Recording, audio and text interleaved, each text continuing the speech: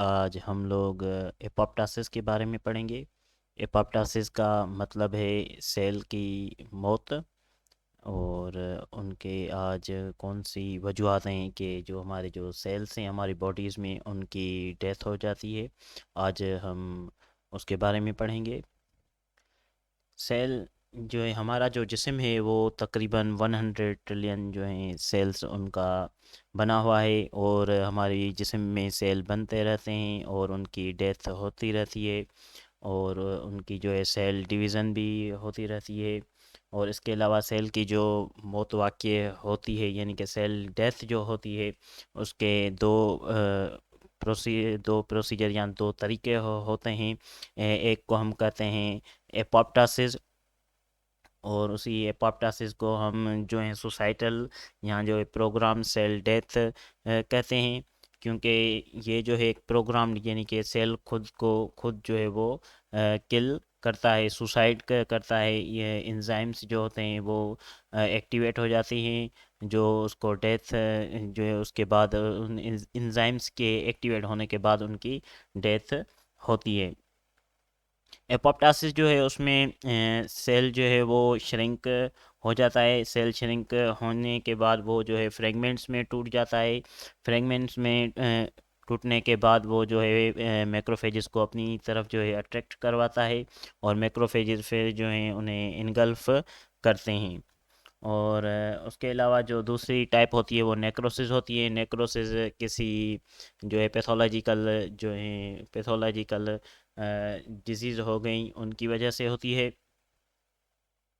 अब आए देखें कि एपोप्टोसिस क्या है। एपोप्टोसिस में पहले स्टेज पे जो होती है जब इनकी जो है इनिशिएट जो है फर्स्ट स्टेज पे होती है वहाँ पे जो सिग्नल्स आते हैं फिर उनके एंजाइम्स को एक्टिवेट करवाते हैं। हम आगे चल के देखेंगे कि वो कौन से एंजाइम्स हैं।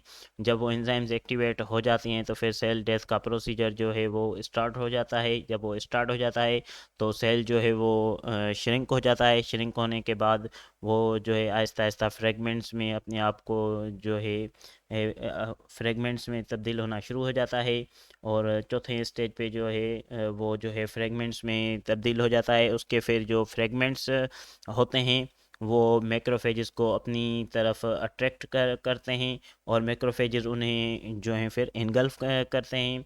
एंड ये जो फ्रेगमेंट्स होते हैं इन फ्रेगमेंट्स की एक ये बात है कि एपोप्टोसिस के ये फ्रेगमेंट्स हम इन्हें एपोप्टिक जो हैं बॉडीज़ कहते हैं।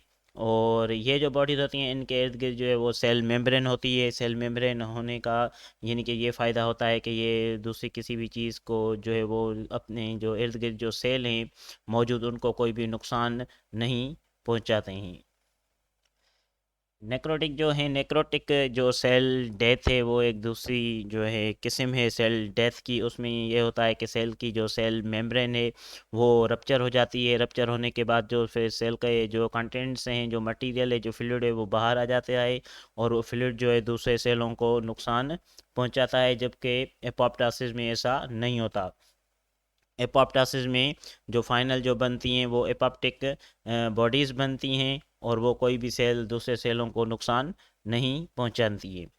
एपोप्टोसिस जो शुरू होता है वो एक एंजाइम्स की जो फैमिली है कैस्पेसिस उन के यानी कि शुरू होता है उन एंजाइम्स की वजह से कैस्पेसिस की वजह से।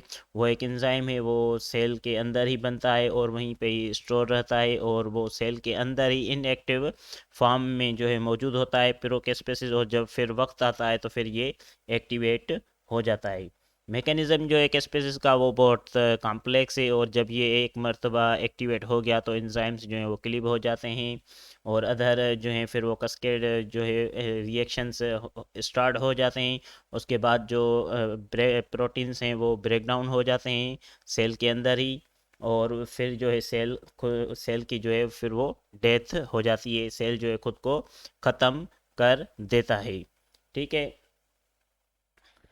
और फिर जो है वहाँ पे जो मौजूद होते हैं फेगोसाइटिक सेल्स वो उनके जो हैं एपोप्टिक बॉडी हैं उनको इनगल्फ करना शुरू कर देते हैं। और इसके अलावा जो है एपोप्टोसिस जो है वो टिश्यूज़ में होती है।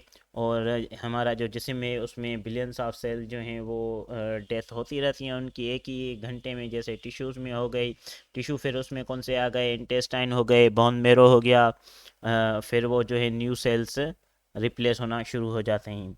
और ये जो है प्रोग्राम सेल डेथ, ये जो है ये नॉर्मली ये balanced by the formation of new sales in healthy adults होता है।